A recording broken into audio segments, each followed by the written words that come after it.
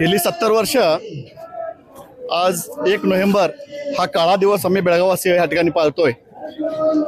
कारण 1956 साली भाषावर प्रांतरचना झाली, त्यावेळेला या बहुभाषिक मराठी भागाला त्या कर्नाटकामध्ये डांबण्यात आलं। त्याचाच निषेध म्हणून केंद्र सरकारच्या विरोधात आम्ही हा निषेध नोंदवतो। दरवर्षीप्रमाणे 1 नोव्हेंबर आज कर्नाटकाचा राज्योत्सव या ठिकाणी असतोय, पण त्यासाठी आम्ही या ठिकाणी काळा दिवस म्हणून आम्ही मराठी भाषिक या ठिकाणी साजरा करत असतो। तरी आमचा याच्या पुढे न्यायदेवतेवरती फार मोठा विश्वास आहे। आता 1 जानेवारीला 2026 ला केसी कोर्टामध्ये स्टँड होणार आहे, त्या ठिकाणी युक्तिवाद सुरू होणार आहे आणि सर्व मराठी भाषिकांची आशा या ठिकाणी पल्लवी झालेली आहे।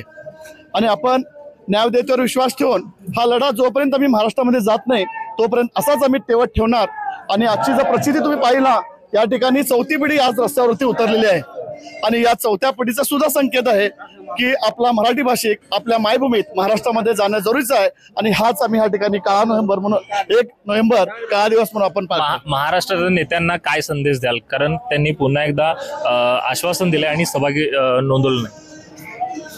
आता जर पाहिलं, या ठिकाणी जागृती बेळगावकर करत असताना महाराष्ट्र नेते सुद्धा या ठिकाणी सक्रिय होण्याचा प्रयत्न करतायत।